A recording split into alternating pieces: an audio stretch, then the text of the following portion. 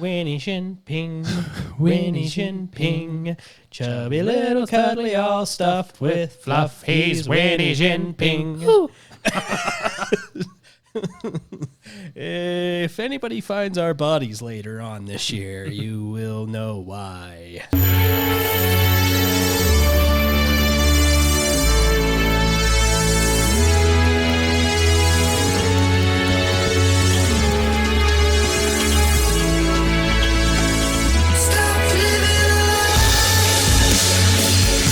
When things are wrong, I'll be by your side. Even when you want to cry. Stop the lying. Stop it. Seriously, though, stop the lying. Not you particularly, but Got him. deflected with my headphones. Yeah, it hit next to your headphones. Well, it didn't touch my head, so It hit your receding hairline. it's less receding than yours.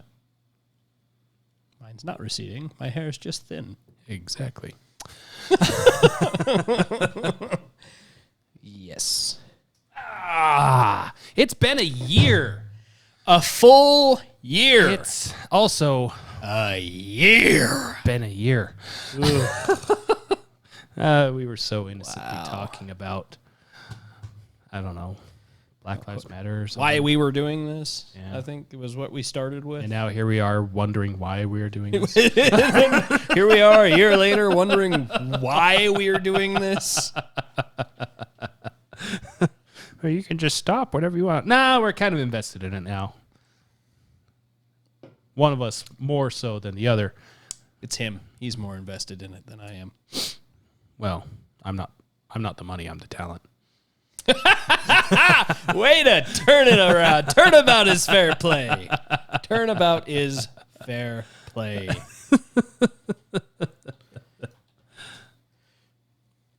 That's what was our first thing?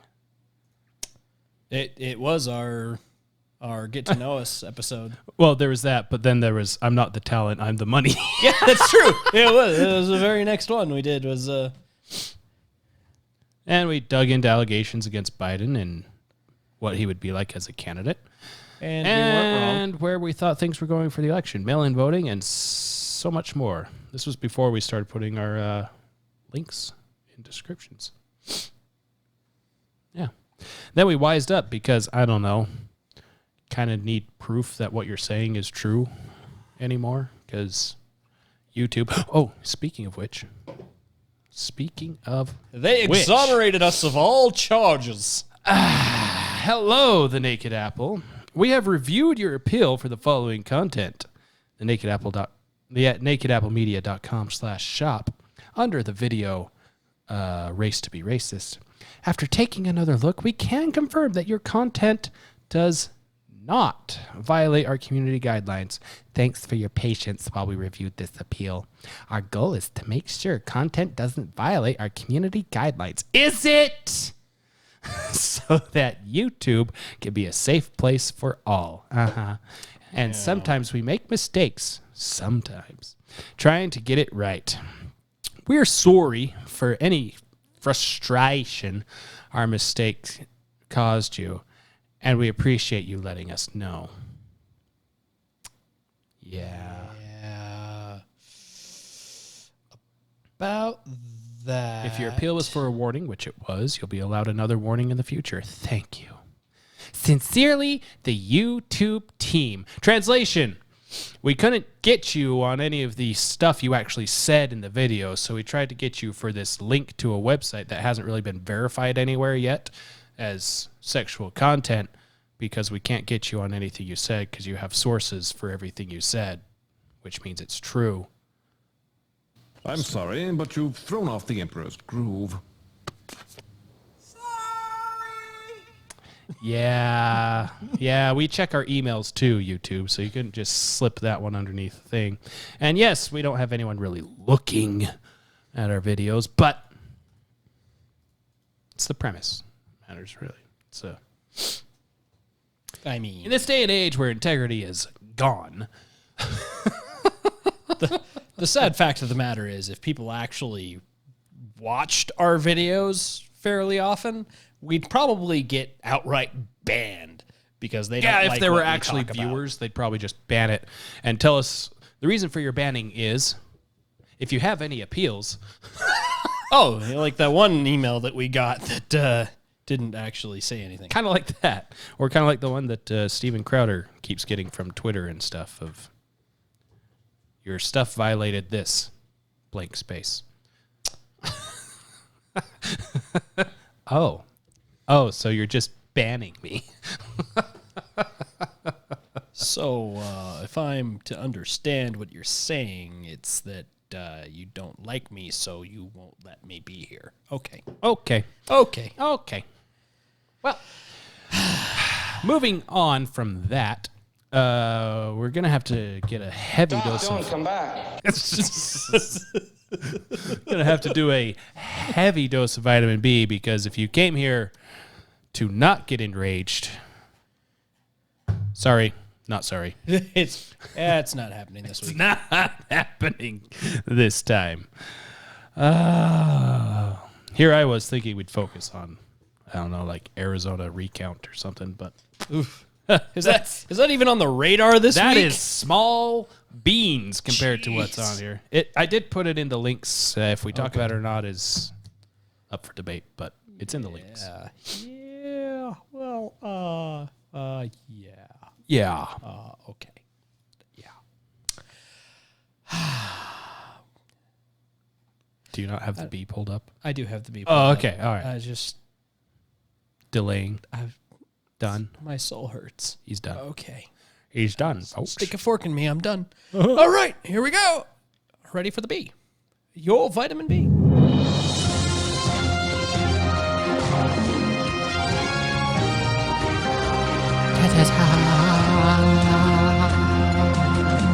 Hello and welcome to your vitamin B.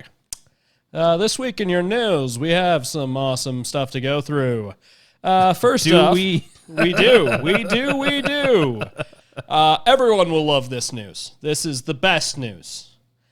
Keystone XL pipeline to be repurposed to transport Chick-fil-A sauce.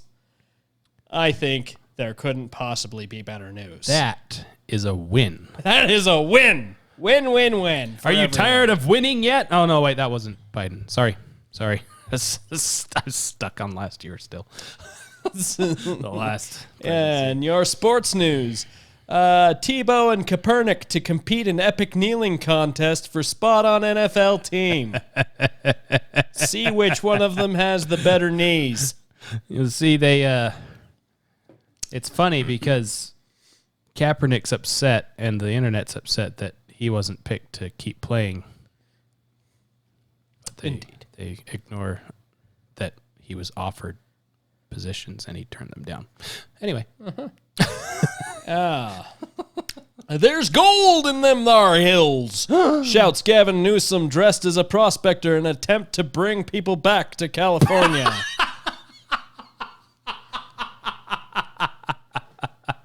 Too little, too late, Gavin. I am think sorry. the gold's run dry there, Gavin. And in your health news, doctor criticized for smoker shaming after telling man he has lung cancer. It truly is. It truly atrocious. is. In your world news, inconsiderate Jews continue to be alive against Palestinians' wishes. How dare they? How dare they? Think of the children. And many of you might have seen the wonderful SNL skits this last weekend as Elon Musk took to the stage. What you didn't see was an excerpt where the angry ghost of Chris Farley appeared to haunt current Saturday Night Live cast members. Makes sense. That is a tragic story. He's probably spinning like a lathe in his grave. Probably was. Or doing some sort of... Also, along those lines, SNL cast getting stage fright as they're not used to having people tune in to watch them. It has been a while since their ratings were that good. Also, in your entertainment news, the bounty on Groot skyrocketed today due to a spike in lumber prices.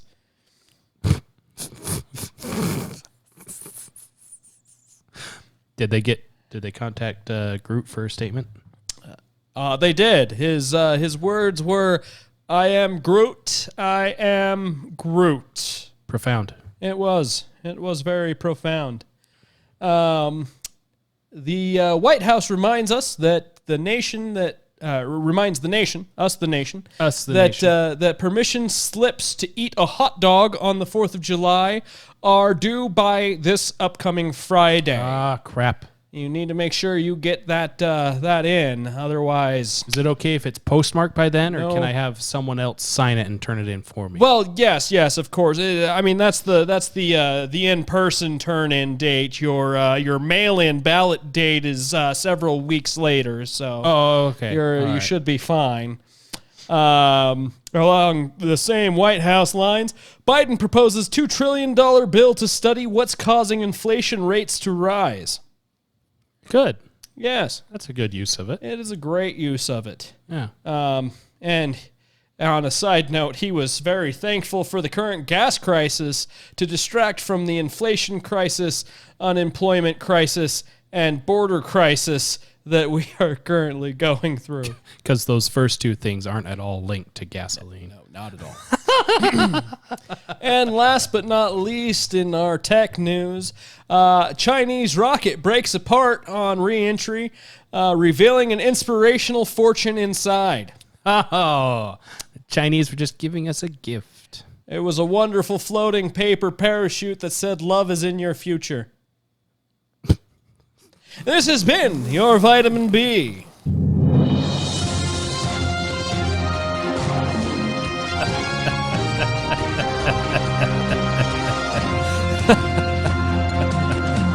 Did that What have... he failed to mention is that love was spelled L-U-V, and it was also written on the side of a missile that was launched at Australia later that day. Oh. Did it have the lucky lotto numbers? It did. Ah, It did. okay. All right. I'll be sure to write those down. It was just straight 13s. With a 666 in the middle. With a couple of sixes right there in the middle. 2 or 3, I couldn't really tell. It is hard to tell from that Going distance. kind of fast. All right. I postponed as long as I could. Yeah. I tried. I really tried. I mean, you gave us a solid... All of that gave us a solid 10 minutes there, so...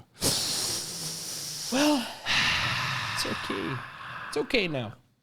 It's okay. It's fine. It's fine. It's all right. It's okay now. I think we'll start at the top and work our way down, kind of, because it's kind of like the layers of hell, really.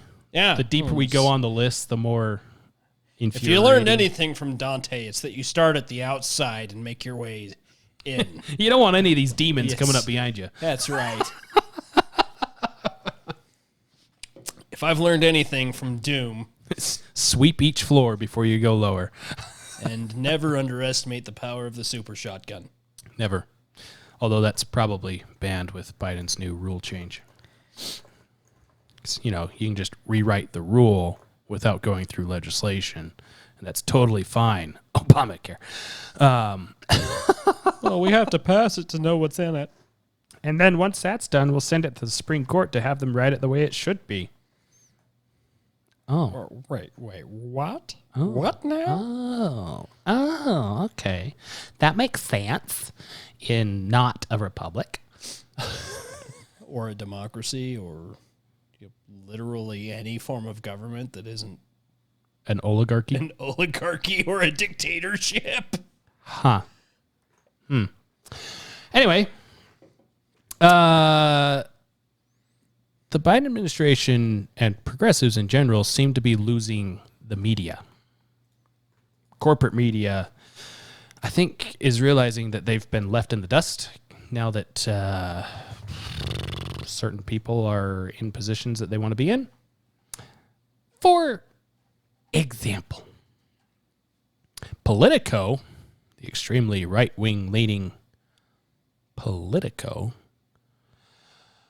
reports that a lot of reporters are a little upset about White House quote approval rules. What does this mean? Well, if you've read a quote from an administration official in a newspaper or a wire story recently, there's a good chance the White House communications team had an opportunity to edit it first. That's because the Biden White House frequently demands that interviews with administration officials be conducted on grounds known colloquially as background with quote approval, according to 5 reporters who cover the White House for outlets other than Politico. In practice, that means the information from an interview can be used in the story, but in order for the person's name to be attached to a quote, the reporter must transcribe the quotes they want and then send them to the communications team to approve, veto, or edit them. But let's be honest. Do you really need to attach the name for half the shit that Biden says? Well, yeah, if you're trying to read it and it's completely incoherent, then you just assume. It's 99. It is a it's a 99% chance. It's a 99.99% chance that it's going to be Biden, Yeah. which is a high enough percentage chance that Don Lemon doesn't want his mother to wear a mask. So I like that. I like the Biden White House isn't the first to employ the practice. Many reporters say it's reminiscent of the tightly controlled Obama White House. And I feel like this was just thrown in to try to make them seem, the Trump White House used it too. did they? Did they? Because, I mean, the tightly controlled Obama White House and then the Trump White House used it too. Oh, okay. So it's normal. It's fine. Did so less frequently than Biden's team. I bet the Trump White House was more like, I know you're going to misquote me, so show me.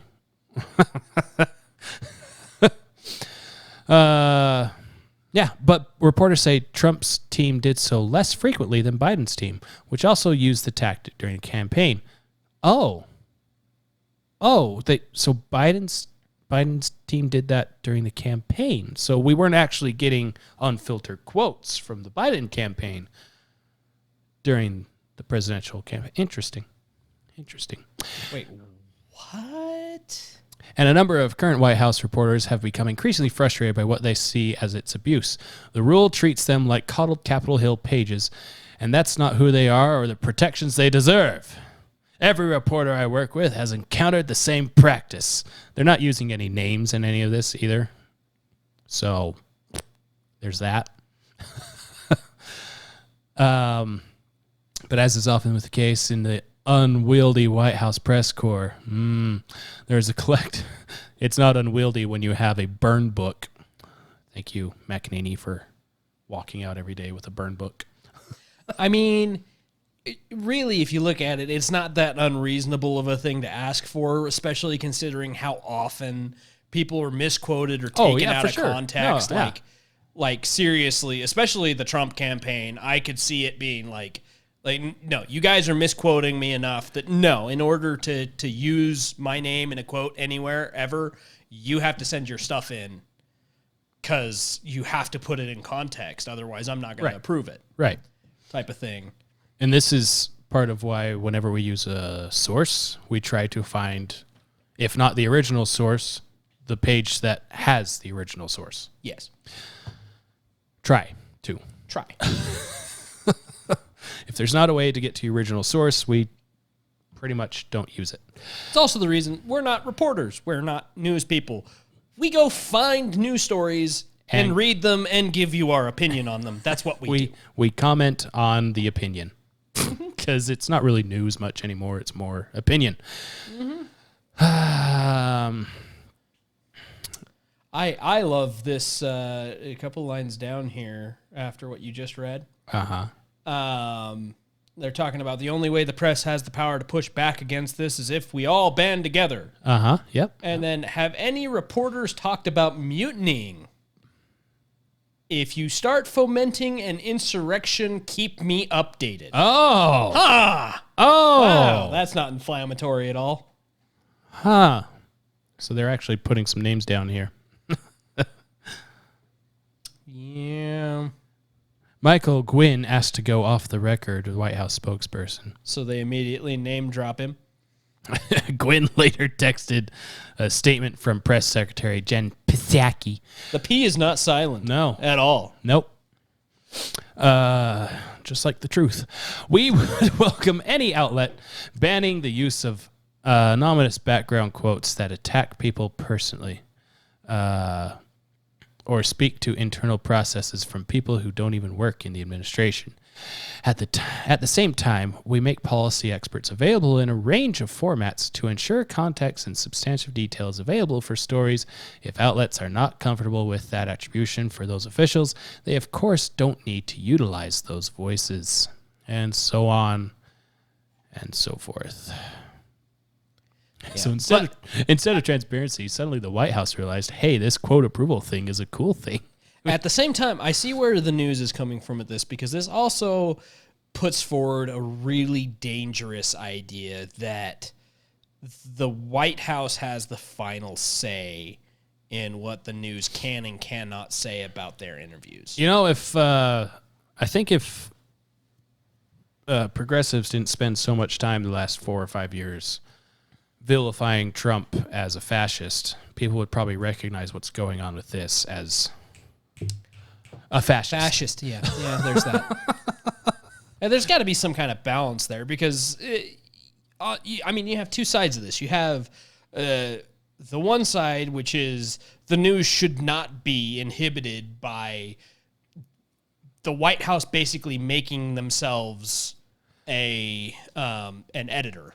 Right. That's what this technically does. Is the it White makes House it so shouldn't that be in the White business House, of the news, and the news shouldn't be in the business of the White House. Exactly.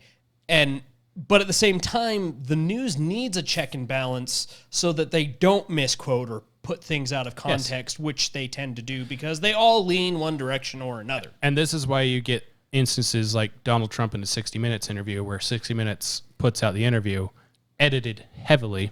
Donald Trump says, a lot of that stuff's out of context. Put the whole thing up or I will. Yeah, that was a good day.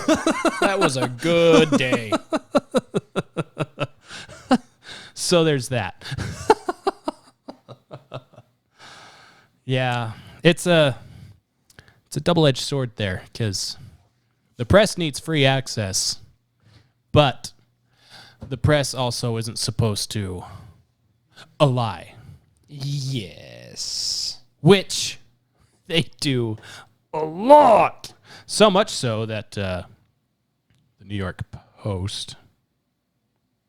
Yeah, we'll go here first, and then we'll go The back up. New York Post. The New York Post documented just the New York Times and how terrible it is. Ooh, that's going to be a long article. It's their longest article yet. That is a long article. How the New York Times has published lies to serve a biased narrative. So we skip on down. April was the month the narratives died. On April 15th, the Biden administration acknowledged there was no evidence that Russia ever offered bounties on American troops in Afghanistan. Oh, we talked about that. Walking back a report that wounded former President Donald Trump in the run-up to the 2020 election. It's almost as if the Time magazine article was correct. 4 days later, the Washington, D.C. medical examiner revealed that Capitol Police Officer Brian Sicknick had not been murdered by rampaging Trump supporters during January 6th Capitol Hill riot. Oh, we said that, as reports had claimed, but had died of natural causes.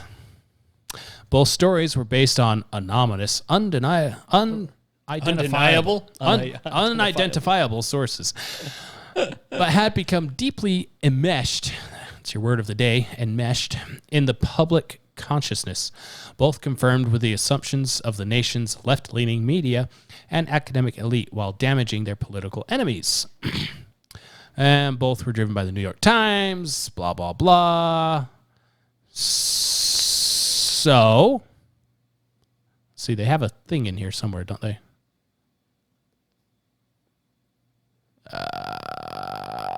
No. I thought they had a list.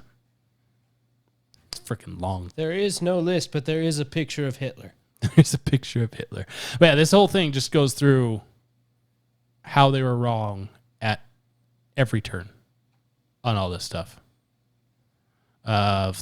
Mainly the two things we covered there at the top. Yeah. So I'm pretty sure the New York Times also commented on Trump saying disparaging things about the troops when he was in France, and then Bolton, of all people, said no, that's not what he said. Oh, this article gets personal. It goes all the way back to World War II and talks about how the Times were Nazi sympathizers. Yeah. Most New York places were, and politicians. Where the paper's coverage of Adolf Hitler's Germany in the decade before World War II is an early example of its narrative manipulation. So glowing was its picture of the regime that the Nazis regularly included New York Times reports in their own radio programs. For no related reason at all, I wonder how much the New York Times has praised China before this year. Just no particular reason at all that we absolutely won't get into later. Absolutely not. I don't want to talk about where I'm going to be in the next 4 years. Okay. So, we have the Time Magazine article, right? That said that, the whole election thing was, to a degree, quote unquote. No, what did they say? Cabal. A secret cabal. Secret cabal was created to fortify. Make sure you dig up the link for that again so that they don't. I've got it bookmarked.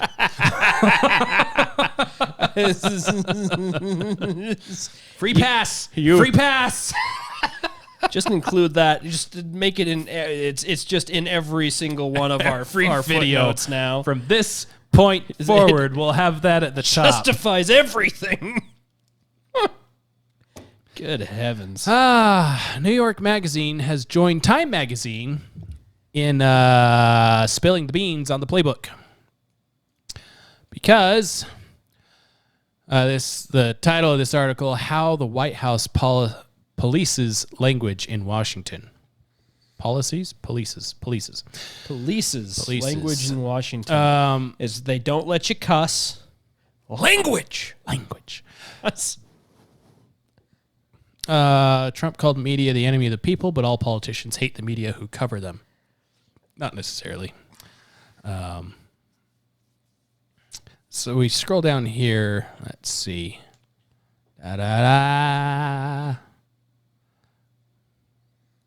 This is a long article. I might have to... Got some long articles today, huh? I have to control... Oh, the bottom half of this is all their clickbait. Never mind. Yeah, never mind. That's not that long. It's only a couple of pages. Jeez, dude. What are you looking for? Where is it? There is it? What is it you're looking for? Control F. Control F this. You have to click the little box. I'm right on it. So, in March, the Associated Press distributed a memo advising reporters to avoid or use caution when using the word crisis. Quote, "One very real possibility is this strategy works," the person added. "They may get criticism in think pieces about it, but at his 100-day mark, Biden is the most liberal president we've had, and the public thinks he's a moderate. That's a winning strategy to me. They're willing to accept that you're going to write this piece as long as they know that swing voters in Colorado aren't going to read it." What? I cannot tell you how many times I've seen on the stupid Book of Faces.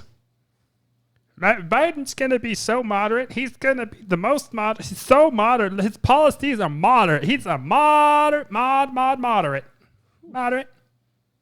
The context before that paragraph is cringe, though. So I'm going to go a couple paragraphs back.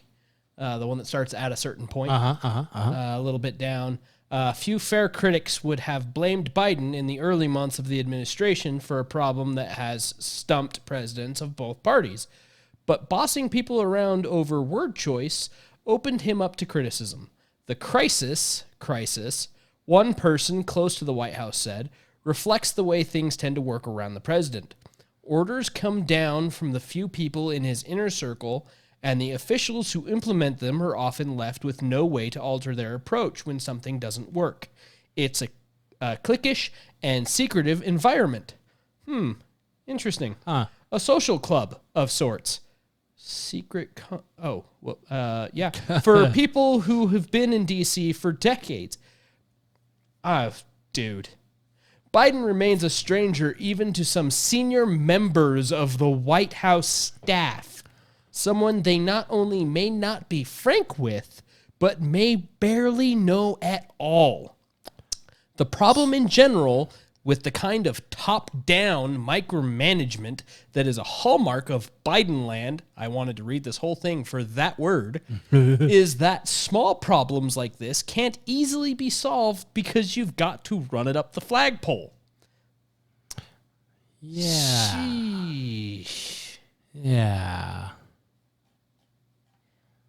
Yeah, if that doesn't reek of secret combinations, I don't know. His what journey does. from childhood stutter to Veep who wouldn't shut up. Childhood stutter. So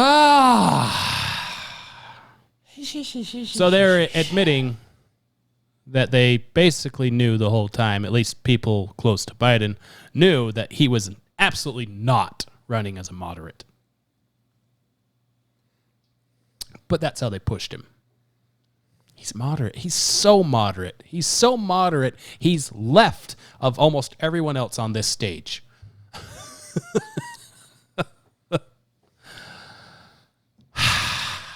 Oh, I love this. Everybody's strength is their weakness in politics as in life. His strength is he's always spoken his mind. There's a genuineness to that.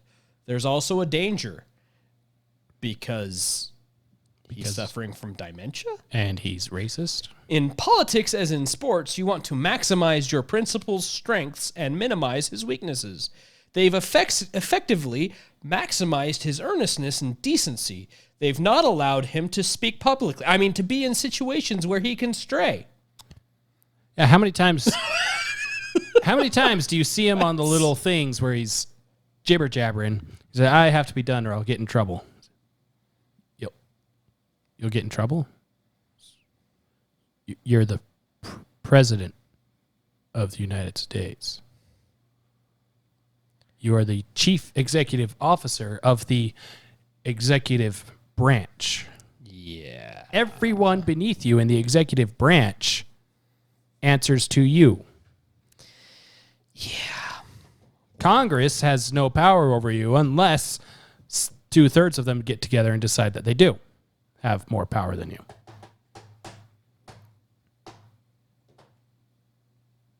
So,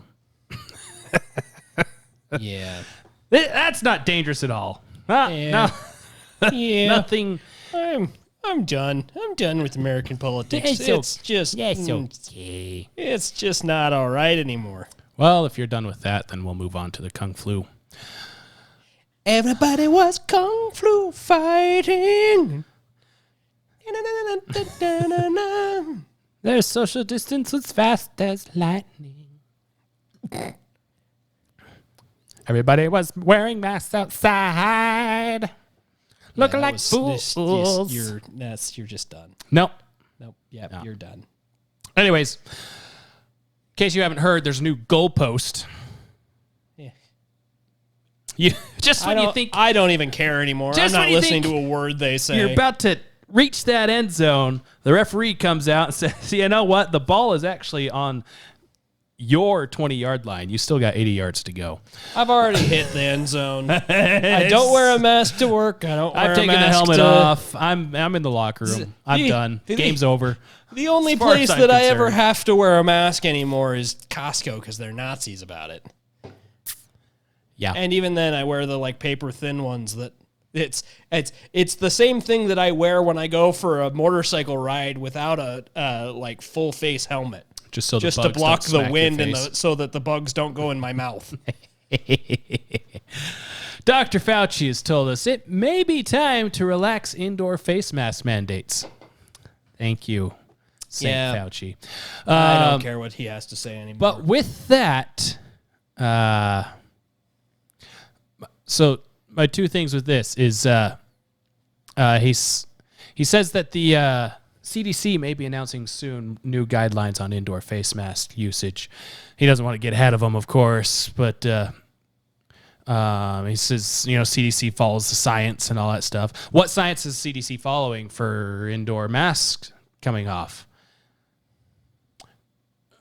I would think reason tells me that you use states like Florida, Texas, South Dakota, and others who have lifted such mandates. You can't do that. And you make reason sit down. Texas just reported its second lowest new cases in 11 months. Interesting. So that's not the science they're using, though. I assure you that's not what it is. And then he goes on. He was asked, when can we start seeing normal stuff? He says, I hope that next Mother's Day we're going to see a dramatic difference than what we're seeing right now. I believe that we will be about as close to back to normal as we can. No, Fauci, we are Got that. we're done with you. Part of me hopes that he continues to try to keep his position until a new president is there, and that's the first thing they do is fire him.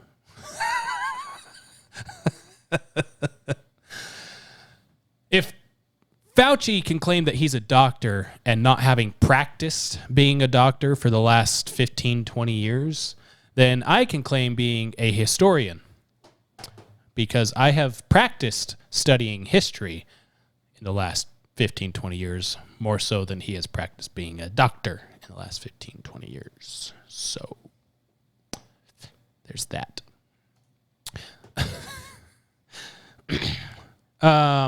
And Fauci had more to say. He thinks that the U.S. has undercounted its COVID deaths somehow. Good for him. It's undercounted. That's probably a low number. Is that with or without the guy that died in a motorcycle accident and he was counted as a COVID death? Is that before or after that? Also, there's a thing circulating around that people have died after receiving the COVID vaccine. It was fact-checked, of course. The fact check says technically yes, but not what people are thinking. It's 966 people have died after receiving the COVID vaccine. The fact check from Newsweek says technically people have died after receiving their vaccination, but it wasn't because of the vaccination that they died. But if you question the COVID death count via comorbidities, that's wrong.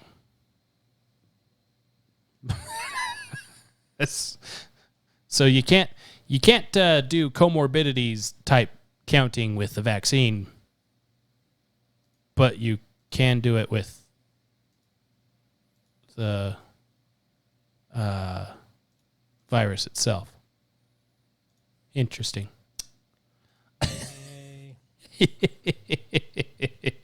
Because, if you do comorbidities, then the actual COVID death count is something like 5 or 6% of the number that they show is just COVID, and then the rest have comorbidities. But they undercounted the deaths. Oh. Yep. And kind of Kung Flu related stuff. our favorite Canadian pastor has been arrested because he dare hold church services. Yeah. Canada is what hell will look like when it freezes over.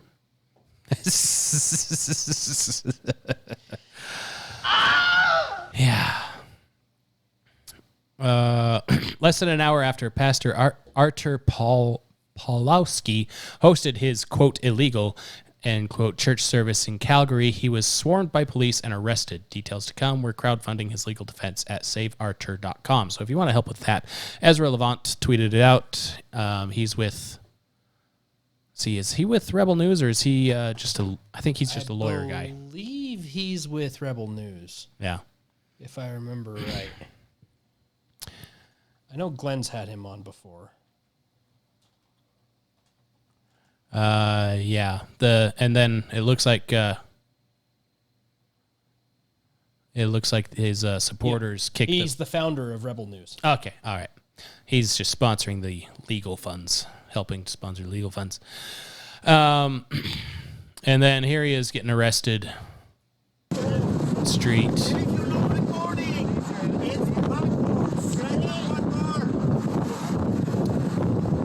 Police say he's charged with... in the middle of the street. Yeah, right in the middle of the highway there. It's like the highway. Hello friends, this is Pastor Artur Pawlowski. If you're watching this video, that means they have successfully arrested me and I am in jail. If you would like to support me, if you would like to support Rebel News and the legal team that is trying their best to get me out of this trouble, they got him cuffed behind his back and are dragging him. Help me, help my family, help my wife and my and children. then I think that's his brother. To get me out of this horrible, illegal. They didn't even drag him. No, they just picked up his feet like a pig. Go to saveartur.com and get me out of this if you can. Wow. Yeah, he's charged with inciting people to go to church. He's the second pastor to be sent to jail in Canada. We covered the other guy earlier. Inciting people to go to church. Supposedly, there's a... Stop it. Get some help. Yeah. Supposedly, there's a mosque not too far from here that has cars, lots of cars parked there all the time. And the police aren't serving any kind of warrants or anything to that place. Supposedly. Yeah. Yeah, and then so there's that. And this one, I about flipped a lid when I saw this. No, pause. That's not creepy at all. If you look at the CDC statistics, the infection rate for children for COVID is extremely low. And then the death rate for children with COVID is basically zero. Statistically zero for children. But if you receive the vaccine, you can take off the mask in most scenarios, according to the CDC. Children are not yet able to get vaccinated, so they're not allowed to take off their mask, even though there is... Well, children 12 to 15 can now get vaccinated now.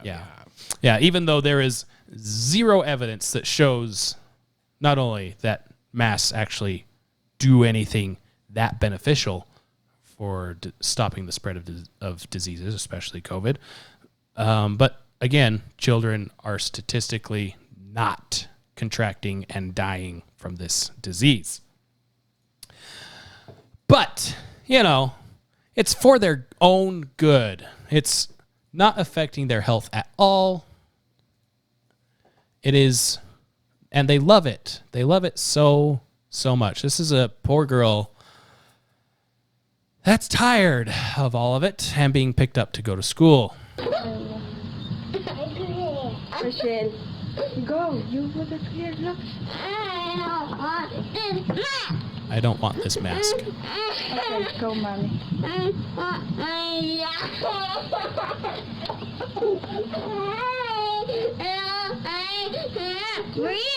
I can't breathe in this mask.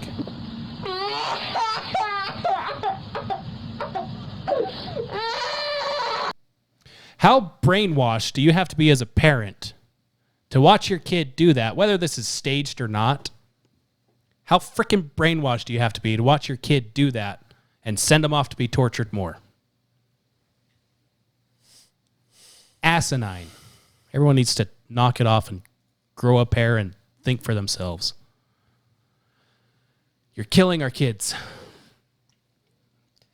They're going to be mentally scarred for the rest of their lives.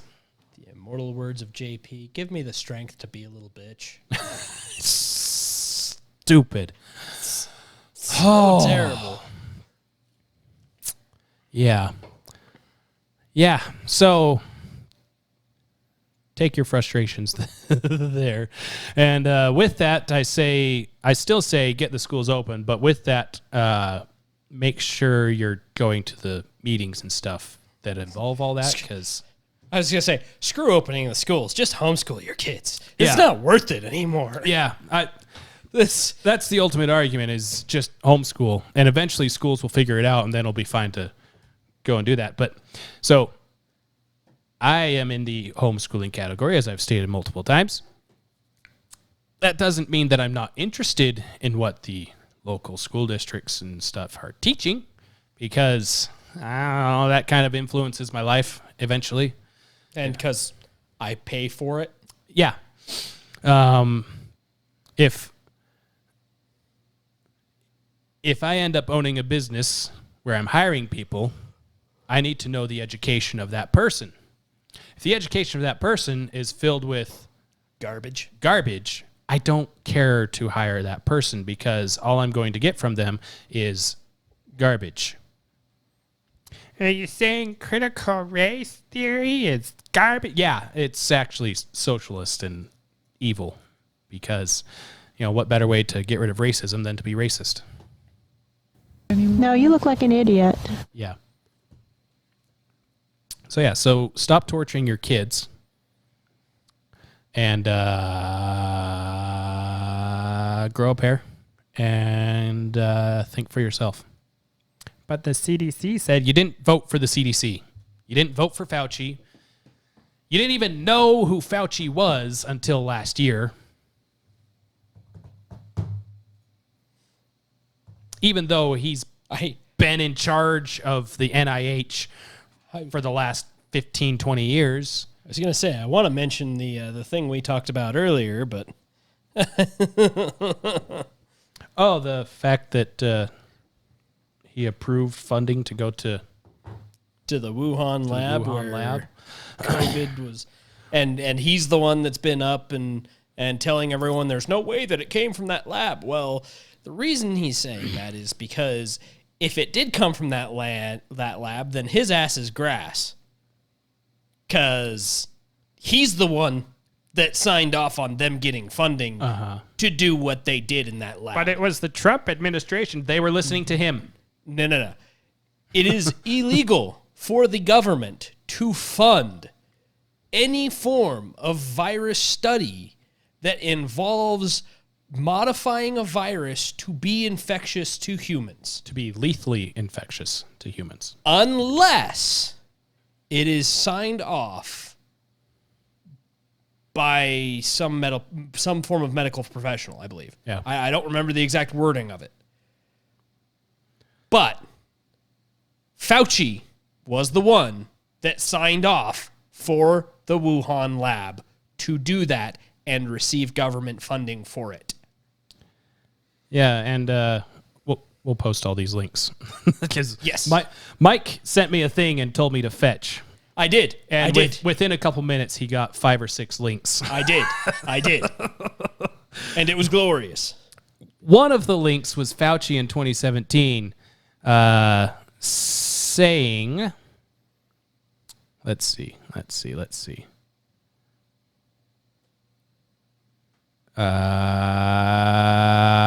Lifting ban on research? That one? No. 2017.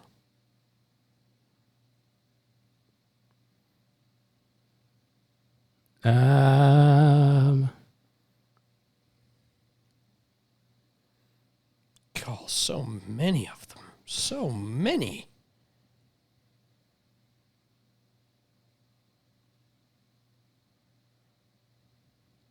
Which one is it? 2017 is what you're looking for? Yeah. I have it. I'm just trying to get it. I'm trying to get the quote right so he doesn't call me and say he wants to look at it before it's published.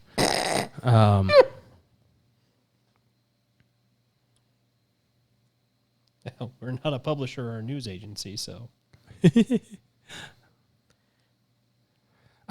During a forum on pandemic preparedness at Georgetown University, Fauci said the Trump administration will not only be challenged by ongoing global health threats such as influenza and HIV, but also a surprise disease outbreak. This is January 11th, 2017. The history of the last 32 years that I have been the director of NIAID will tell the next administration that there is no doubt they will be faced with the challenges their predecessors were faced with.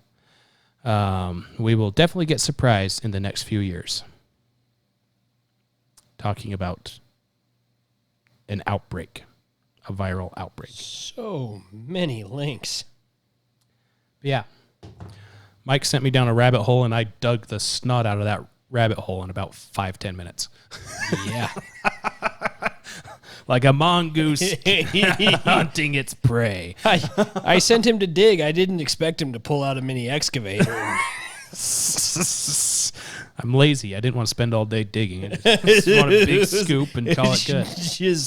Just bulldozed a mountain Yeah. to find what he wanted, and there it was. And all these links explains why one of the links is Rand Paul questioning Fauci on exactly this stuff. Here's the stuff. Here's the stuff. Here's the stuff. Why? Well, actually, what I...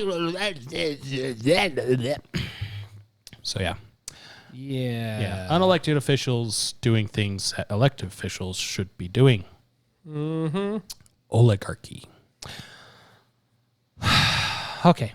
All right. On to some real problems. Oh, no. Anyway.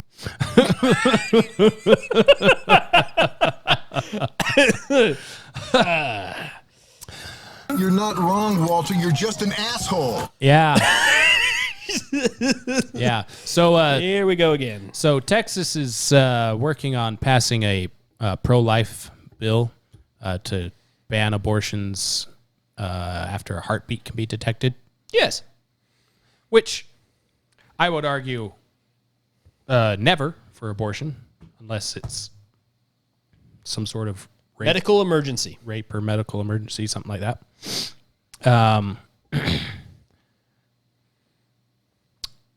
But the good news is a group of pastors got together, to have a prayer service and stuff. Pastors,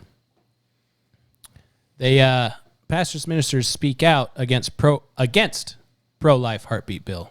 We will never give up our God-given right to choose.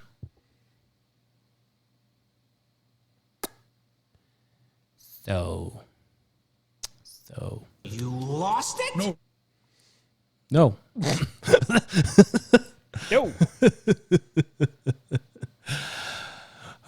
We will never give up our individual consciences and religious freedom of our God-given right to choose. Reverend. Do you hear that? That's the sound of forgiveness. That's the sound of people drowning, Carl. That is what forgiveness sounds like. Screaming and then silence. That's your favorite button. It is my favorite button. I love that button. Reverend Eric Forbes, an interfaith minister from Dallas, declared at a microphone. So apparently there's a microphone and just laying around in Dallas, and these pastors were. I love the fact Saying that there things wasn't to it. anybody actually listening except for the microphone. 'Cause why else would she be declaring it at a microphone? This is from KTBC, I guess, local Fox affiliate or something. Well, we have it from the Blaze here, but KTBC TV reported on it. Looks like they were also the only ones really there. Yeah. I don't blame everybody else. Yeah, the station said the group opposes a state measure that would ban abortions when babies' heartbeats are detected, commonly known as a heartbeat bill, and such an event can occur as early as 4 to 6 weeks after conception. If you have to think about it longer than that, I think you keep it. KTBC said the Texas Senate has okayed 7 House bills aimed at restricting and possibly even banning abortions in the state. The same people who are doing this are blocking contraception. Bullshit. It is a bullshit argument. Okay, show me where any of these people are making it illegal to buy condoms or pills or any of the things that are contraception. Or show me. Republicans tried to keep it from being part of Obamacare.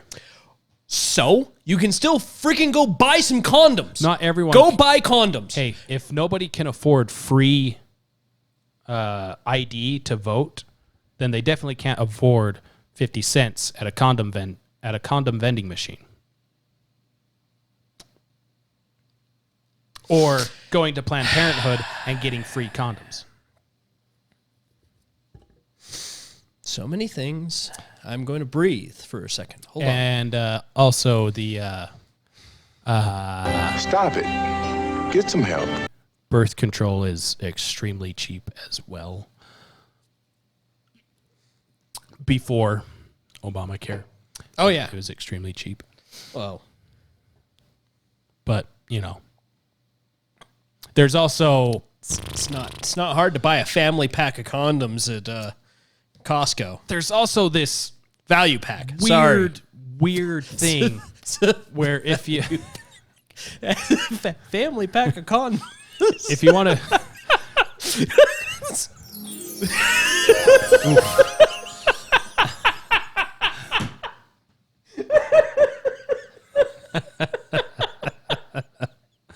One of those things you say before you realize what you're saying. Son of a... You done messed up, Aaron! If you really want to confuse the checkout guy at the store, grab a few groceries and then a box of condoms. And then when he's checking you out and gives you the total, kind of thumb through your pockets and wallet like you don't have the money. So hold on, I'll be right back. And take the box of condoms back, then come back with some plastic wrap and rubber bands.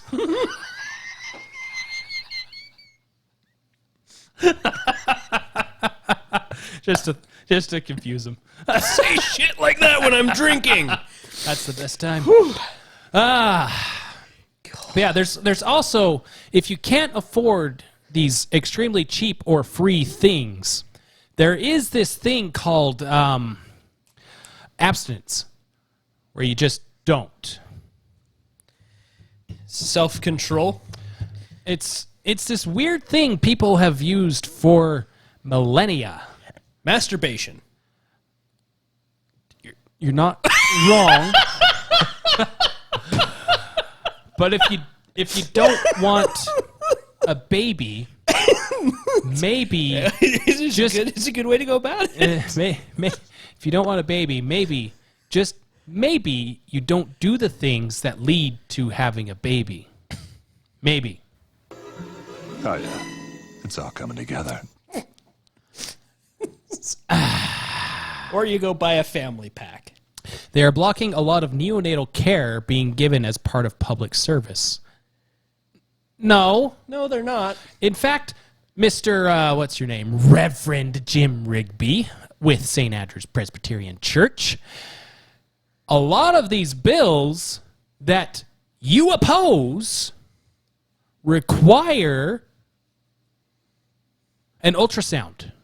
Which is neonatal care. Which is part of neonatal care. But what do I know? You only have how many how many children? 4. See? And we never used an ultrasound because it was blocked. Except for every time. For some reason, I thought you were going to say you never used a condom. I was like, well, obviously you have 4 kids. You are stuck on condoms, aren't you? Oh, it's been a long week. It's okay. It's only going to get worse. It's like you can't slam doors in people's faces without opening other doors. You're a reverend of a church. Right? What are you teaching the youth of your church, which is where most of these abortions are happening, is among the high school. Yeah, probably. Among the high school age kids. Are you teaching them that, hey, maybe you wait to have sex until you're married or with someone that you want to be serious with and have children with and be together with for the rest of forever? Or are you teaching them, go forth and frivolously populate the earth? And then, frivolously. And then don't vigorously populate the earth. Well, what are you teaching, Reverend? You sad excuse. They might be trying to screw me. Well, pastor. Of course they're trying to screw you. That's a thing.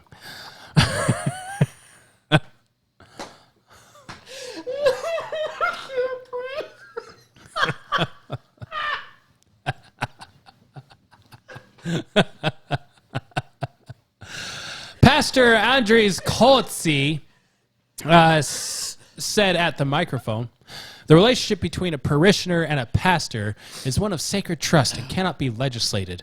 It cannot be legislated, as God alone is Lord of the conscience and not Caesar. But you're willing to go out and push for legislation that allows willy-nilly abortions, right? So Caesar can't be involved in restricting abortions, but Caesar can be involved in allowing abortions. Am I understanding you right? That sounds about right. Pastor. What a tard. All of you tards. False people who preach of God. Yeah. Every last one of you. Do you ever see or listen to that lady that called around to 97 Planned Parenthoods around the U.S. to ask about their neonatal care? The one where like all of them were offering abortions? Yeah, the one where she asked about prenatal services, what they offer. Only 5 of them came back with actual neonatal care. Maybe. 5 of them came back with neonatal care options, which was probably meant that they'll give you a flyer to go see a doctor at an actual clinic or hospital for your neonatal care. If I can find it, I'll... And the rest of them?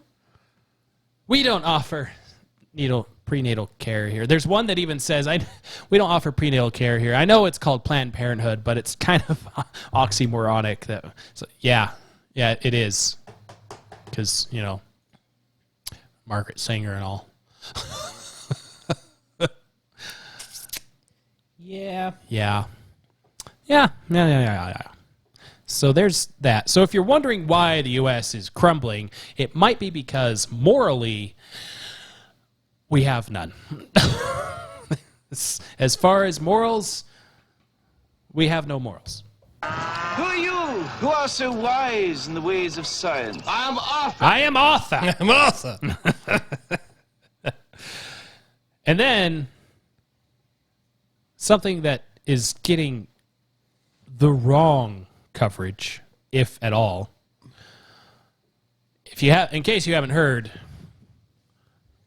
the pipeline that transfers gas and oil to the entire East Coast from, was it Texas, Alabama, and all that, Oklahoma? Texas up to, I think New Jersey. Right, and then from there it gets dispersed to pretty much everywhere, like all of the East Coast. Yeah.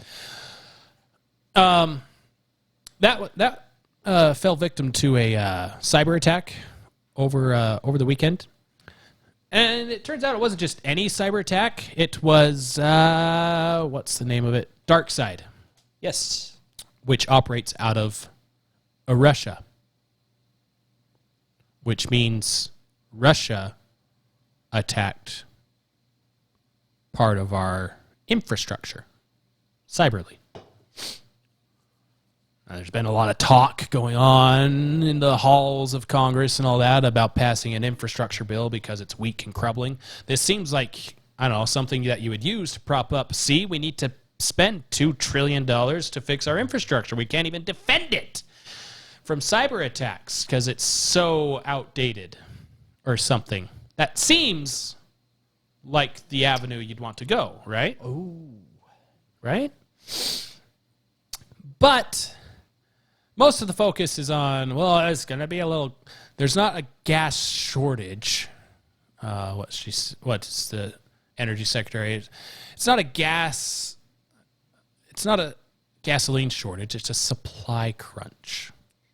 Yeah. So I looked it up.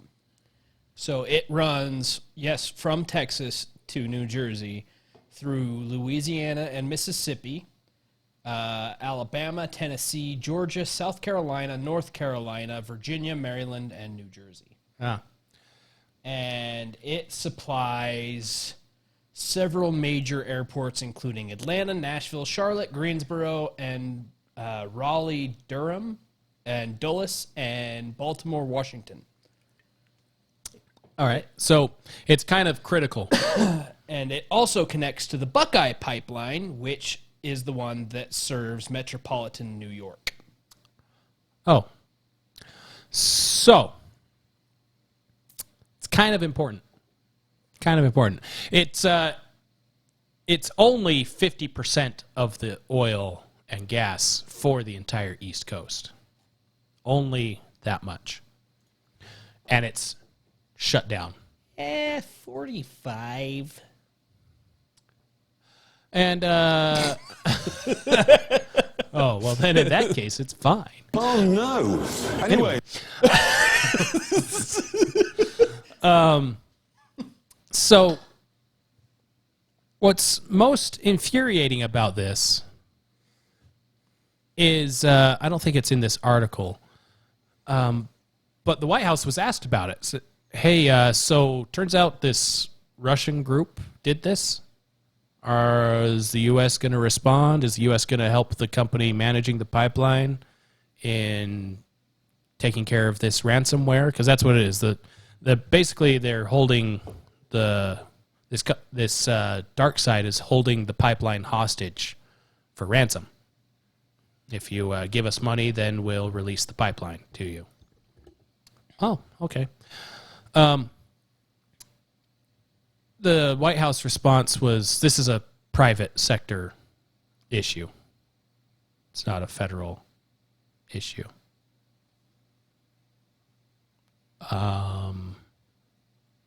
Do we have naval bases on the East Coast?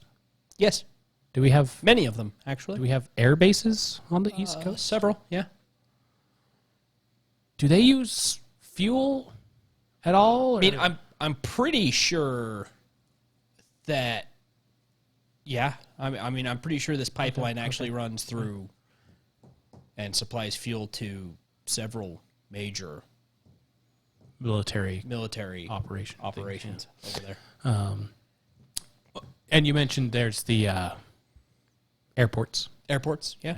That use the fuel. Dulles, Atlanta, all So, of those. Mm-hmm. Now, I'm just one of those weird people that kind of puts two and two together. I think that... To make six. Yes. I think that not having gas to, I don't know, transport things is kind of a big deal as part of our national defense, national interests, especially when it's attacked from a foreign entity. If the U.S. government can't help private companies be protected against foreign powers, why are we paying taxes? Well, but it's not a foreign power. It's just a hacker group. Oh, yeah. Russia said they're not Russia said they're not involved. They're not the hacker involved. group themselves said that it's not political. And they aren't backed by a foreign country. It's only been noted as the jugular of the oil line for the East Coast. It's no big deal. It's just a gasoline supply crunch is all. In the middle of extremely high tensions between ourselves and other countries. Yeah. And a more opportune time? in just over 100 days, we've gone from energy independence to, hey, Europe, do you have some extra gas we can buy from you? And peace in the Middle East to firestorm in the Middle East, which we'll cover right after this. This is just icing on the cake. I think you need to play that one right there. Yeah, though. this is icing on the cake, really. Can you tell us what is the feasibility of using rail cars to transport fuel into the affected areas? I know that's been looked at. Yeah, the DOT is looking at that, and so we'll have to wait till their analysis is done. These are not easy solutions because there may or may not be the right rail cars. There may not or may not be the deep water ports available for the Jones Act to be able to respond. So this particular area of the country, this is why we have doubled down on ensuring that there's an ability to truck oil in, gas in. But it's the pipe is the best way to go, and so that's why. Wait, what? What? The pipe is the best way to go? Almost like every way to move the stuff requires to actually have the stuff. Except for the thing that was shut down. And it's, if only we had this pipeline coming from Canada to the U.S., we might have better access to more fuel. But, that's just a pipe dream, apparently. Keystone XL, good thing you shut that down, huh, Biden? Yeah. So good. Such a good idea that we did that. It's just not good to transport things over a pipe unless, of course, the pipe is shut down. Then the pipe is the best way. Right? It's just... And this also sheds light on something else. Why this and the Texas snowstorm thing? Why in the world do we not have redundancy on our energy in the U.S.? Well, because redundancy requires infrastructure, and we haven't passed the $10.7 trillion infrastructure bill of which only yet, 6% so that we can have that infrastructure in place. You see, we need to pass the $15 trillion in infrastructure so that we can take care of this issue along with many other issues that we have in infrastructure, such as child daycare for people. That's a very important part of infrastructure.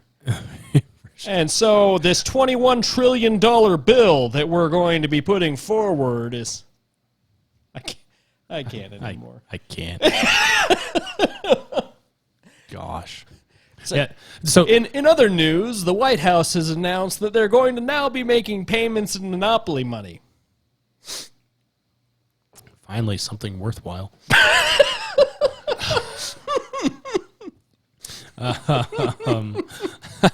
Yeah, it just seems like to me. So whenever I'm playing like a city planner type game or something like that, like SimCity or whatever, you have to plan the water and the electricity and all this stuff. And whenever I'm doing it, I have redundancy set up. It costs more, yes, but when the sewer plant fails over here, there's a sewer plant that can cover for it while the other one's repaired. They're not all operating at 100% to give exactly 100%. Sometimes my genius, it generates gravity. Or, in this case, sewer production. Yeah, the main reason why Texas had a big issue with power is before the snowstorm hit, Texas had actually petitioned the federal government saying, hey, can we produce more power So we're not running at 103% power. We can run at 150% power or something like that. The federal government said, no, if you do that, you're going to have to charge you for it. Wait, if we produce more power, you're going to have to charge us. You're going to have to charge for us us making more things. And it wasn't like a little bit more. It was something like 6 or 8 times more than normal. This is what government does. This is how government operates. So Texas said, we don't really want to pay that, so we'll just call it good here. Oh, darn, all this green energy froze. Now we don't have enough power. Whoop. Oops. Yeah, a little redundancy might be a good idea, because the rest of the world sees, oh, well, according to the U.S., it's just some podunks in Russia that shut down this major pipeline in the U.S. What else can we do? Yeah. Speaking of the Middle East. Oh, yay. We get to be part of this discussion now. Just when you thought Trump brought peace, Biden taketh away. Trump giveth and Biden taketh away.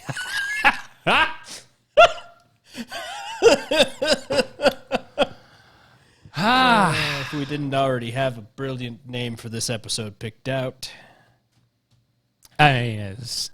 That's not official yet. It's been a year. So the article we have was the last thing I saw before we started planning all this. So it's the most updated thing that kind of covers everything. But anyways, Israel and Palestine started swapping blows. From what I can tell, Palestine shot first. Palestine will say Israel started it because they were mean and mostly because they exist. Basically. We really need that sound clip. I want that sound clip. But it's the same thing they've been saying for since the 40s when forever. Israel was created. Well, yeah, because they want land. They want their own land. Yeah, see, so history lesson. World War II ends. The Allies say, hey, Jews that were extremely persecuted through all of this, you get your own land in Jerusalem, where you are originally from. Homeland. Your own land. Your homeland. Own land. The Palestinians were like, hey, we want land too. Like, okay. The Jews get this, and you guys get this. Palestinians said, no, we get all of it or nothing, because the Jews don't deserve to exist.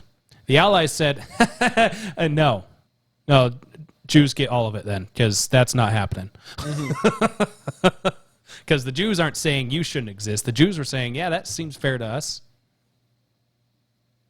And Palestine said, well, Jews don't deserve to exist. So, but the Jews are the ones that established this siege on themselves. Because they existed. Because they exist. Yeah. And so Hamas fired a bunch of rockets from Palestine into Jerusalem. Jerusalem's Iron Dome performed very well, but some rockets still got through, I believe. And did some Iron Dome is 90% efficient. Yes. So, which means about 1 out of every 300 rockets launched at them actually lands. Or actually kills someone. That's what it is. 1 out of every 300 kills someone. Right. And so some rockets got through. Some people, unfortunately, were caught in the middle of it. But it was definitely less damage than it could have been. And also, by the way, Iron Dome, you can thank the United States for creating such a thing. Skynet. Basically. South Korea uses the same thing, which is why North Korea has not really attacked South Korea, because they can't effectively. But yes, in response, Jerusalem strategically attacked a bunch of terrorist spots in Palestine and has now started deploying thousands of soldiers and equipment on their border.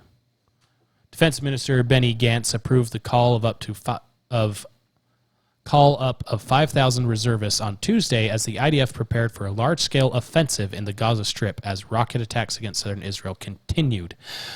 The IDF struck over 130 targets throughout Gaza overnight Monday as southern Israel was bombarded by over 250 rockets since Monday afternoon, injuring at least 31 Israeli civilians.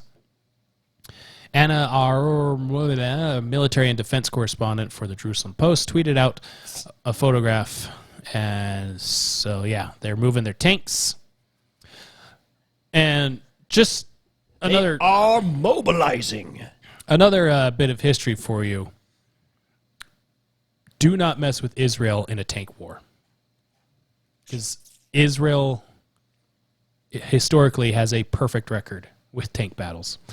They went up against Egypt, who is bigger than them, was bigger than them militarily, back in the 90s, I think it was, 80s, 90s.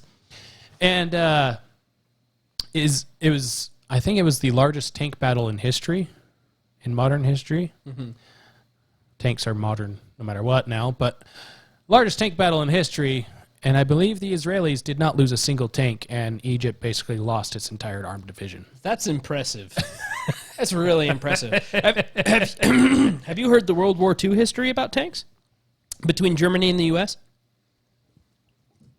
Probably, but enlighten me. So Germany invented a tank that was just ridiculous.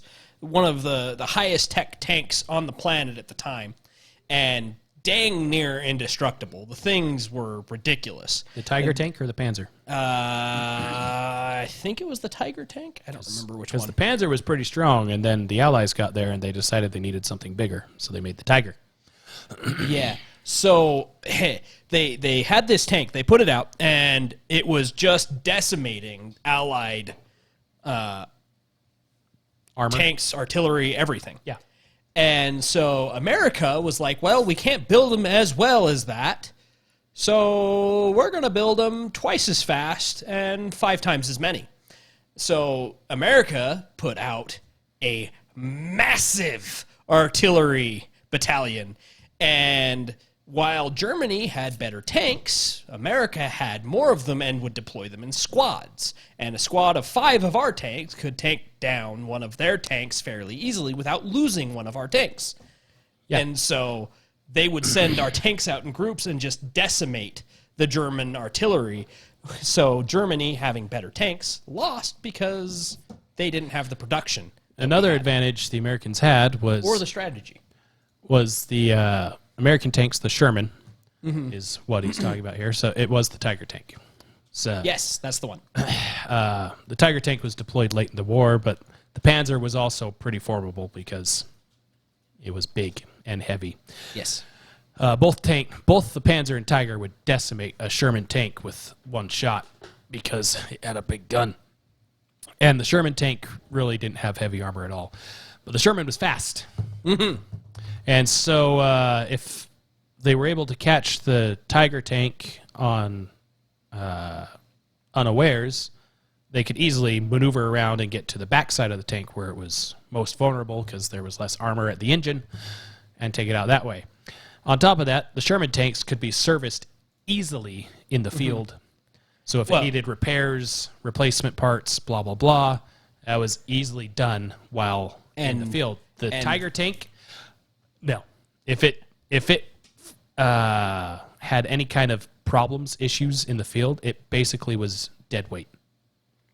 Because the Germans just could not fix it in the field, and they couldn't make enough replacement parts. Was due to the fact that Shermans were actually designed and built by automobile manufacturers. Yeah. So they were designed with easily replaceable, easily... maintenanced. They were designed like automobiles in America to so be that taken care of by the anybody user. with a good schematic could fix the tank. Yeah. Yeah. That and Americans got really ingenuitive with their Shermans and modified the snot out of them, depending on where they were at and what they were going against. Tiger tanks were basically all the same. It was the same tank every time. Nothing fancy about it. That's it's kind of related to. I think I mentioned it last week that with Biden trying to destroy everything economically. That it's kind of similar to what was going on with World War II, where FDR was doing everything possible to change the U.S. to be ready to go with the autocratic countries, to go toe-to-toe with them. But as soon as those restrictions were let off, the United States free market beat the snot out of the Axis, which was building tons of tanks and P-51 Mustangs and M1 Grands and Thompson submachine guns and all this stuff. They outproduced the Germans. Which is considerably more impressive when you take into account the fact that the Axis countries were building up their military for years. At least a decade, if not longer. Before America even started. Yeah. And then America was like, all right, fine, you know what? Gloves are coming off. Within 2 to 3 years, the United States was in full military production, beating the snot out of the Germans and then turning focus on the Japanese and beating the snot out of them to the point where the Japanese had no one left to fly their planes, so they started crashing them into the sides of ships. Which also didn't make sense because then the few that they had flying were just... They were out of options. They had no veteran pilots left because... Kamikaze! This is something cool, too. The Japanese ran out of veteran pilots because all of the rookie pilots of the Americans beat them because the American planes were that much superior to the Japanese planes. And then the veteran pilots from Europe started showing up over in the Pacific, and it really got worse for them.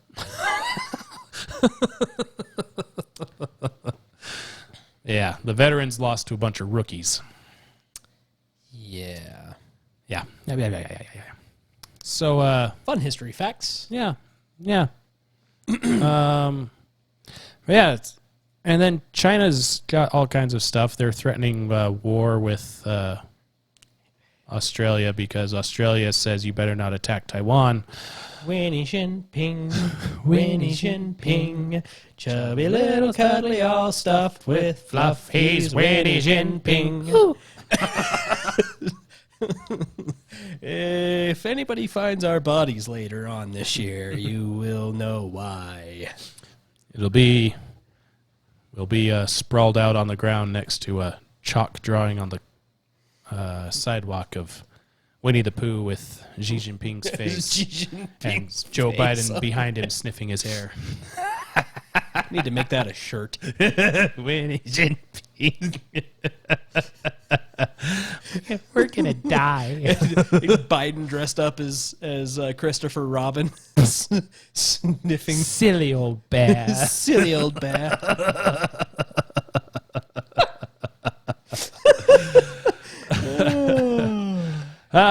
Yeah. You should get your artist friend to look into something. Maybe.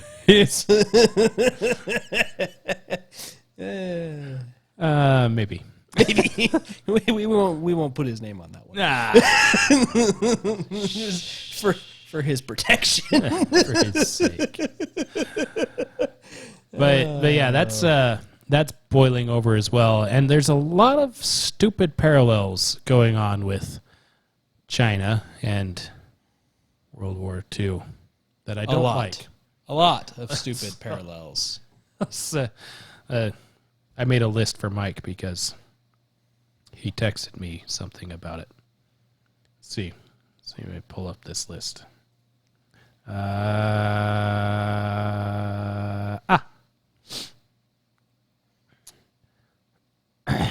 Let's see. So Mike told me that Israel and Palestine are swapping missiles. China threatened Australia over Taiwan incursions. And France is on the verge of civil war. Wars and rumors of wars never made so much sense.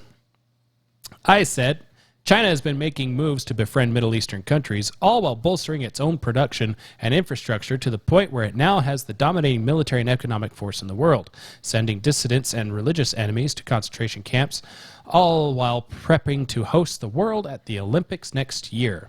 I know this looks almost exactly like what Germany did in the 30s, but it's okay because Biden had a good long talk with China. They're friendly, just like FDR did with Hitler.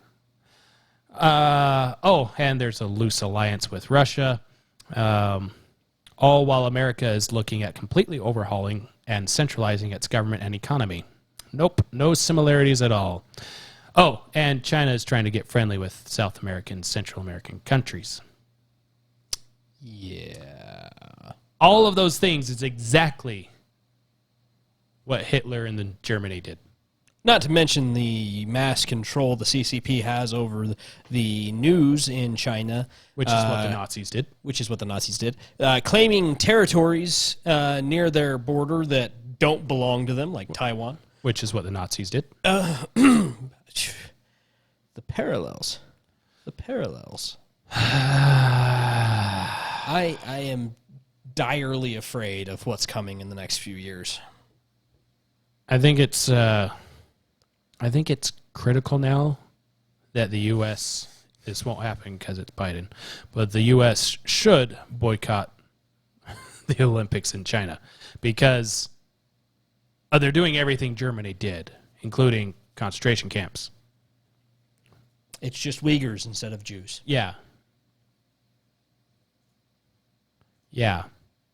Because do not be surprised if we make it to the Olympics and China hasn't done anything with Taiwan. As soon as the Olympics are over, and China is seen as this world authority now because they hosted the Olympics and it was great, it was wonderful, blah, blah, blah. It was so great. The U.S. won more gold medals than others except for weightlifting because New Zealand has a trans person that's in the weightlifting for women. But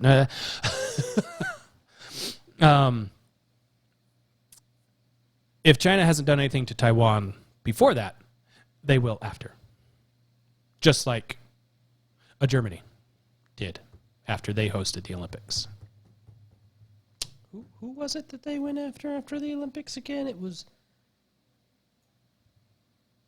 Which country was that? Was it Poland first? I think it was Poland first. Which they were arguing was their territory? Mm-hmm. Yeah.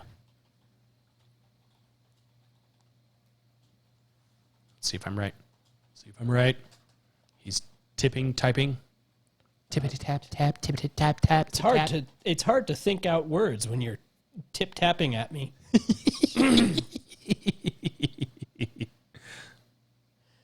Oh, lots of things on the Olympics. This might take me a second to find.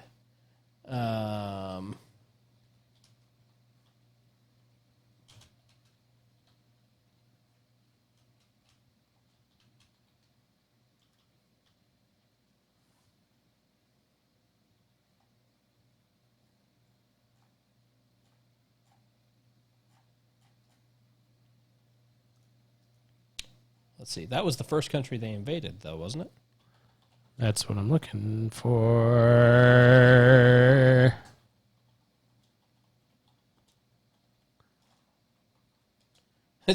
Which country did Germany invade first? World War I, World War II.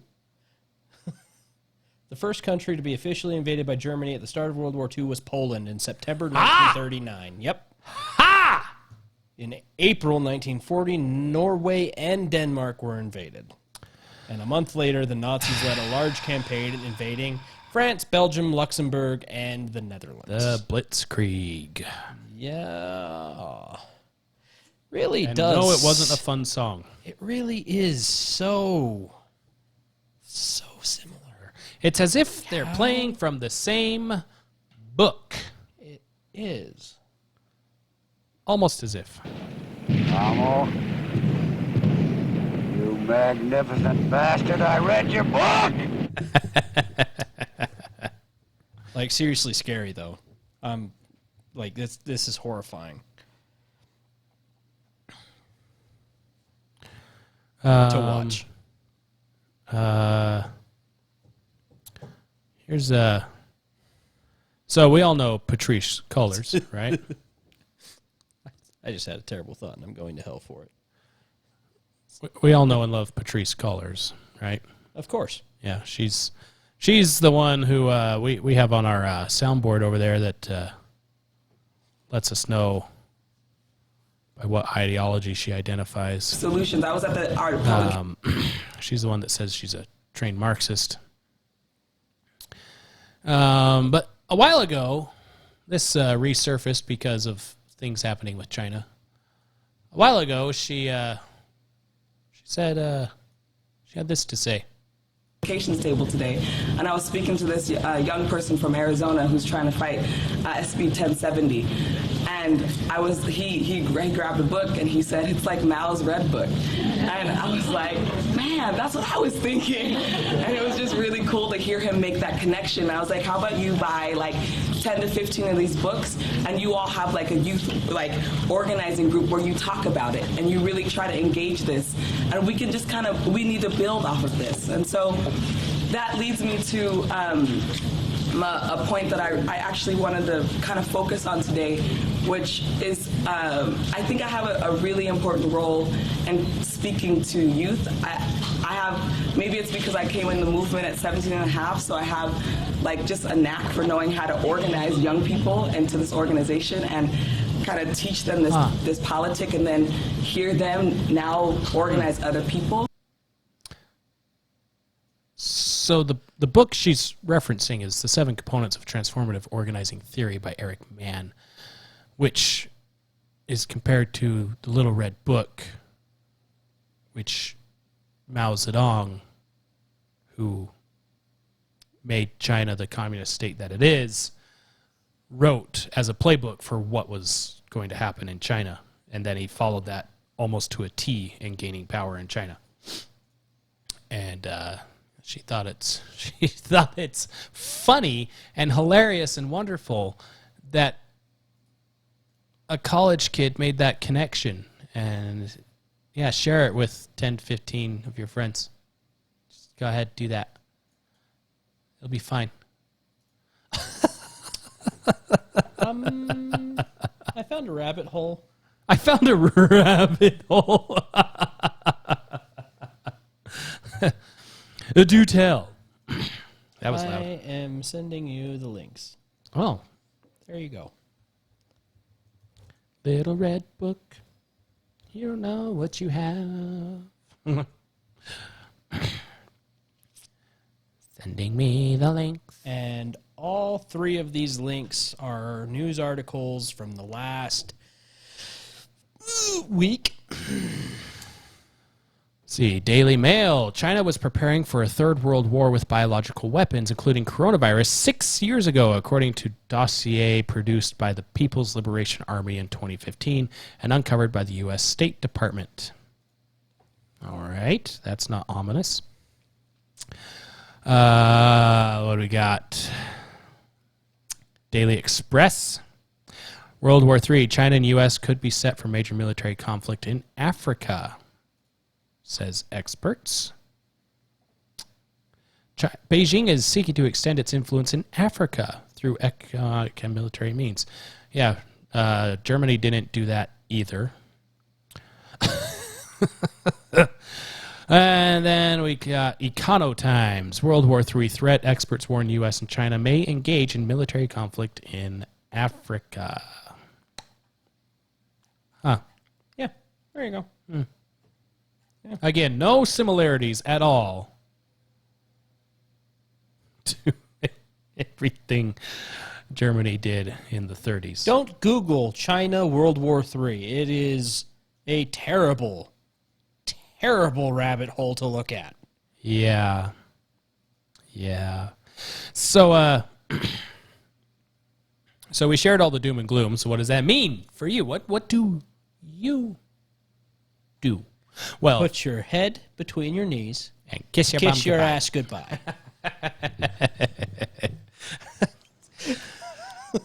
Yeah. If you here's what you do. Local elections are happening this year. Mayors, school boards, blah, blah, blah. Get involved with those. If you don't like what your city is doing, and you don't like that your city has defunded the police, if you don't like that your school boards think that teaching kids how to be racist is a good thing, get involved with voting them out, or run yourself and take their seats. We shared the story of Texas doing exactly that, a town in Texas. For now, we have to concede that at the federal level, the executive branch is a battle that cannot be fought for another 4 years. Unfortunately. 3 years, 3.5, whatever it is. So don't focus on that so much. Pay attention to it, but don't focus your energy on it. Next year is House elections. Every House, every representative is up for election next year. Check the voting records of your representative. If you don't like how they voted, if you think you can do better, run.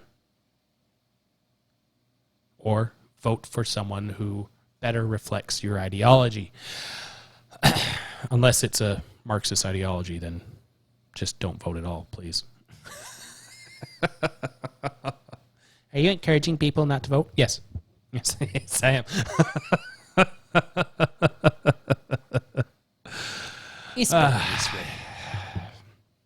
Yeah, we got a little taste of what limited government is like underneath Donald Trump. He was literally Hitler. We just covered how what the Biden administration is doing is fascistic. And he's also working with fascistic and Marxist countries, just like Germany did. So China is a nice communist party and communist country, and they're talking to Russia a lot, which is a communist country. But yeah, so focus on that. Focus on the judges and stuff, because there's going to be a lot of lawsuits coming down from people who are actually trying to fight this thing. And if your local judges and your district judges and all that stuff are Marxist dirtbags, they're either not going to hear the case or they're just going to go in favor of not you. That's currently what you do. And eventually, the message will get sent that the majority of Americans don't want what we're getting. Eventually. Sucks. And always remember, rebellion against tyranny is a righteous cause. The key is knowing what type of rebellion is appropriate at what time. Currently, civil disobedience is a good idea. And if our country sides with China at any point, I'm going to say no holds bar. Yeah. Yeah. Just going to throw that out there. I like the meme, me going to a party with my wife. Promise me no politics when you get to the party. Okay, I promise. Me, 3 beers later. The only good communist is a dead communist.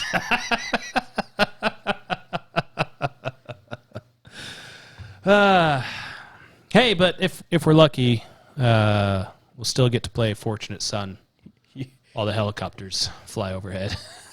You quote an awful lot of Mao for somebody inside crusading distance.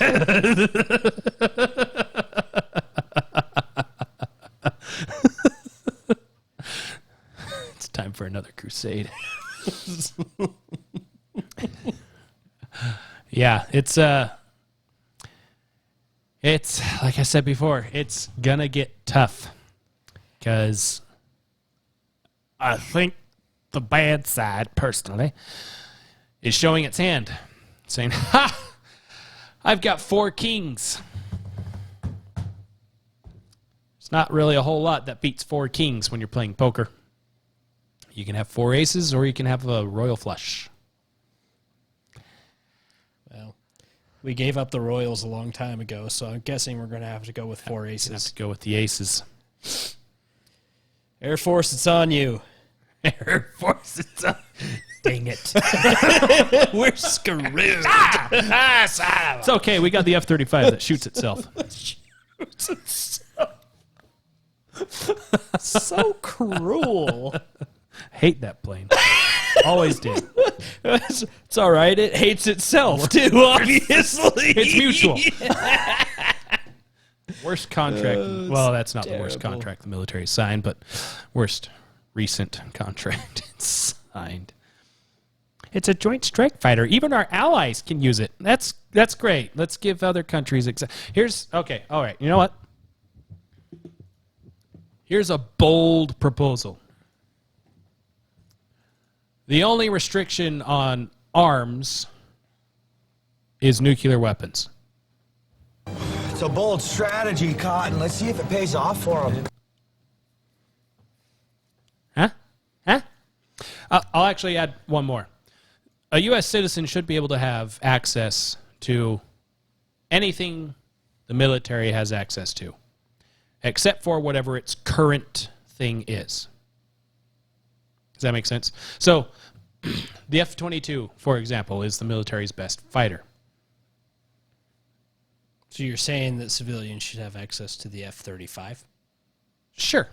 I wouldn't want one. No, the F-22 was made to phase out, I believe, the F-16. But they still kind of use the F-16, but not really. Civilians, once the military is done with a thing, it should be available for the civilians to use. You want the civilians to have military? Yeah. Yes, indeed. Imagine, if you will, Russia and China decide they have the gumption to attack the U.S. physically, not just cyberly. Now, the first line of defense is going to be the military, the Navy and the Air Force and all that stuff, doing their thing to take out everything. Now, if it looks like those forces are getting overrun, the federal government can make a call saying, hey, they got a lot more troops than we can handle. We need some assistance. Well, your local fighter wings fire up. You got some F-4 Phantoms, F-16s, whatever, flying out there. Sure, the Russians might have more advanced weaponry than that, but you add in a mass of civilian-owned weapons flying into combat against the Russians on top of what's already there, and you have a military force that's, instead of a few million strong, is more like 80 million strong.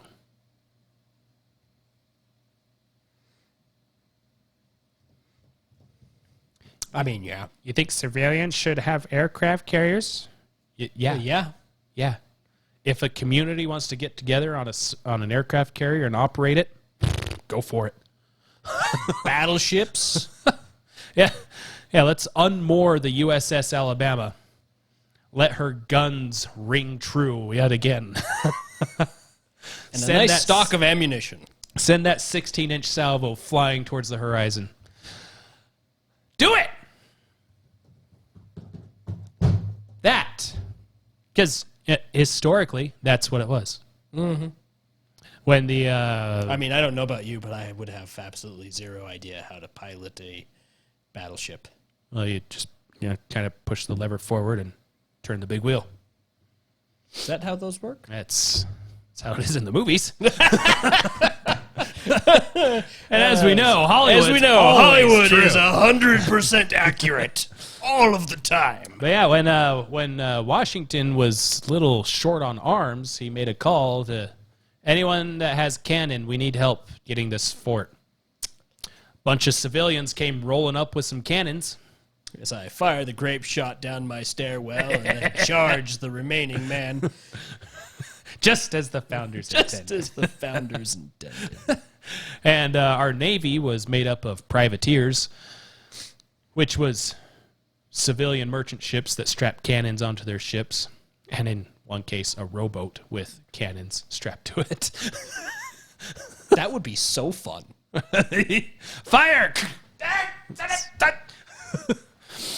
Fired our cannon until the barrel melted down, so we grabbed an alligator and we pulled another round.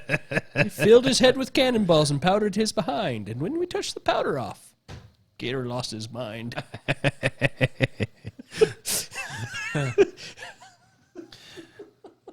Fired our guns and the Ruskies kept it coming. There weren't quite as many as there was a while ago. I know you all listen just to hear our lovely little ding tones. You're much obliged.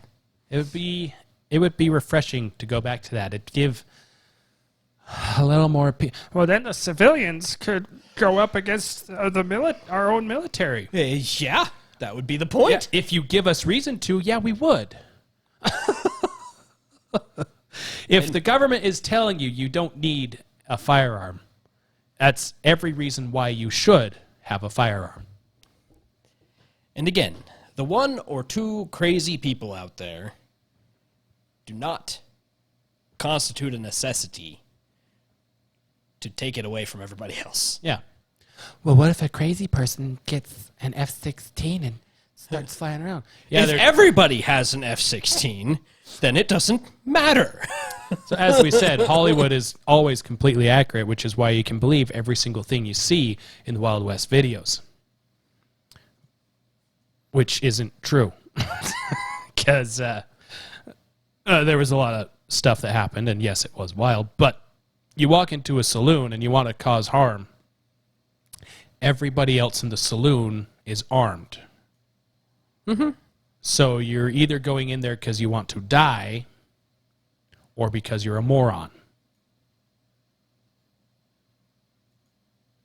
That's how that works. An armed society is a polite society. I believe is the quote. I don't remember who said it. Do you? I don't. An armed society is a polite society. Robert A. Heinlein? I don't know who that is. I have no idea who that is. Zero ideas.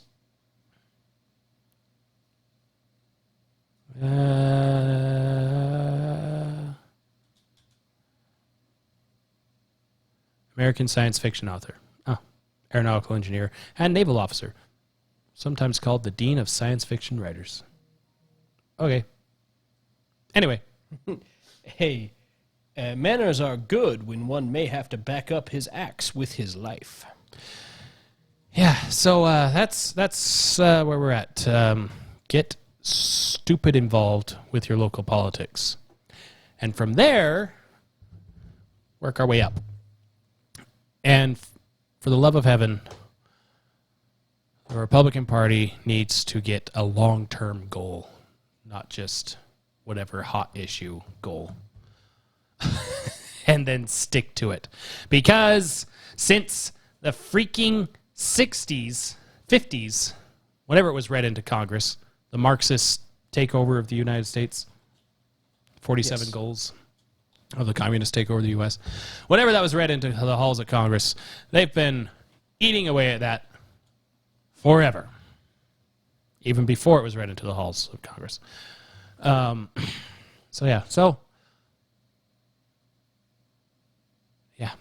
That's all. That's all I got. Keep the faith. Hold strong. Don't let up. Be civilly disobedient where appropriate.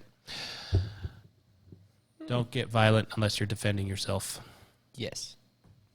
Or those that can't be defended.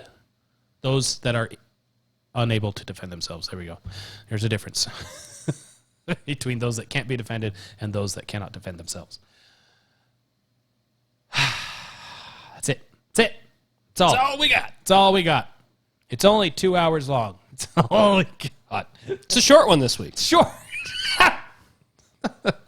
Exactly. You're welcome. Use the extra 15 minutes to go, I don't know, play with your children or something. Something important, I guess. I don't know. Like, share, subscribe. Buy a t-shirt. Buy a shirt. All the fun things. All those things. And we'll catch you next time. Bye.